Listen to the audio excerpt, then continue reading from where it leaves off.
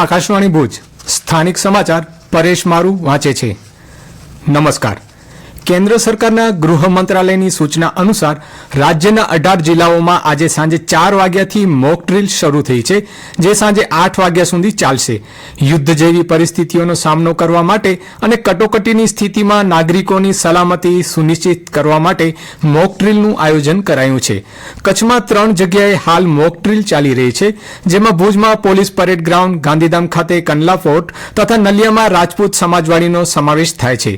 ભુજના police parade ground ખાતે army, police, NCC, આરોગ્ય વિભાગ, 108, અગ્નિશમન દળ, હોમગાર્ડ, રેડક્રોસ, નાગરિક સંરક્ષણ વિભાગ, પીજીવીસીએલ, આરએનબી, ફોરેસ્ટ વિભાગ સહિતના કર્મચારીઓ મોક ડ્રીલમાં જોડાયા છે। મોક ડ્રીલમાં બોમ્બમારો, હવાઈ હુમલા, યુદ્ધ જેવી પરિસ્થિતિ વખતે કયા પ્રકારની સાવચેતી રાખવી અને નાગરિકોનો બચાવ કઈ રીતે કરવો તે સહિતની બાબતોનો અભ્યાસ ચાલી રહ્યો છે। મોક ડ્રીલને નિહાળવા માટે પોલીસ પરેડ ગ્રાઉન્ડમાં મોટી સંખ્યામાં નાગરિકો એકત્ર થયા છે। મોક ડ્રીલ બાદ રાજ્યના 18 જિલ્લાઓમાં આજે સાંજે 7:30 વાગ્યાથી 9 વાગ્યા સુધી જુદા જુદા સમયે અંધારપટ છવાશે। કચ્છ જિલ્લામાં સાંજે 8 થી 8:30 દરમિયાન બ્લેકઆઉટ કરવામાં આવશે। નાગરિકોને ઘરની તમામ લાઇટો બંધ રાખી સહયોગ આપવા તંત્ર દ્વારા અનુરોધ કરાયો છે। ભુજ ખાતે ચાલી રહેલી મોક ડ્રીલ અંગે માહિતી આપતા કચ્છ જિલ્લા કલેક્ટર આનંદ પટેલે આ મુજબ જણાવ્યું હતું।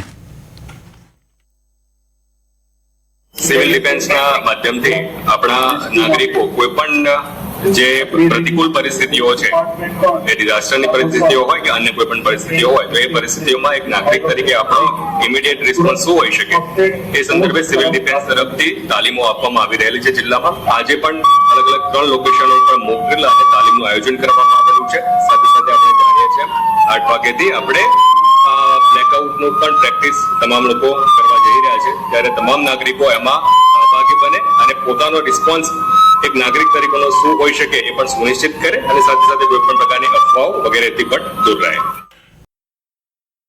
પશ્ચિમ કચ્છના એસપી વિકાસ સુંડાએ લોકોને મોક ડ્રીલમાં જોડાવા અપીલ કરી હતી।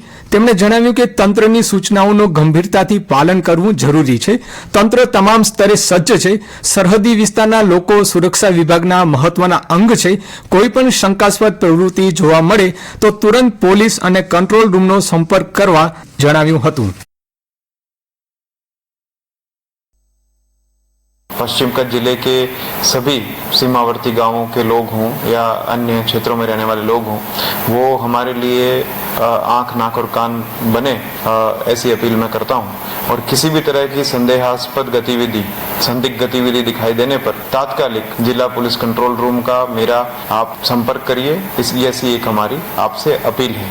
पैनिक की कोई आवश्यकता नहीं है, ये हम लोग पूरी तरह से प्रिपेयर्ड हैं और आपसे विनती यही है कि प्रशासन की ओर से जो भी सूचनाएं समय समय पर दी जाएं, आप उनका पालन सुनिश्चित करें।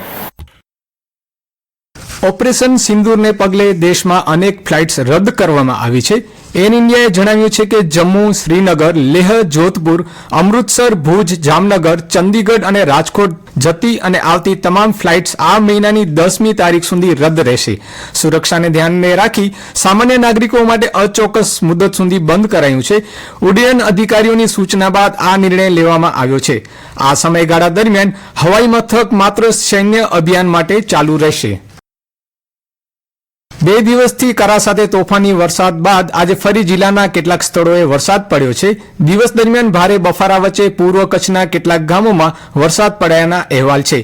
ભીમાસર, ગેડી, અંજાર, સાપેડા, માંડવી વિસ્તારમાં વરસાદ પડ્યો હતો। અંજારના રતનાલ અને માંડવીના આસમિયામાં કરા પડ્યાના અહેવાલ છે। દિવસ દરમિયાન વાદળછાયા અને બફારાના વાતાવરણ વચ્ચે વરસાદ પડતા વાતાવરણમાં સામાન્ય ઠંડક પ્રસરી ગઈ હતી।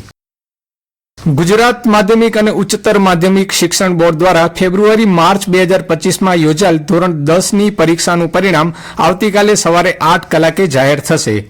ગુજરાત બોર્ડ દ્વારા ધોરણ 10ની પરીક્ષાઓ 27 ફેબ્રુઆરી 2025 થી 13 માર્ચ 2025 દરમિયાન યોજાઈ હતી। આ વર્ષે લગભગ 9 લાખથી વધુ વિદ્યાર્થીઓએ આ પરીક્ષામાં ભાગ લીધો હતો। અને આ સાથે સ્થાનિક સમાચાર બુલેટિન પૂરું થયું। નમસ્કાર।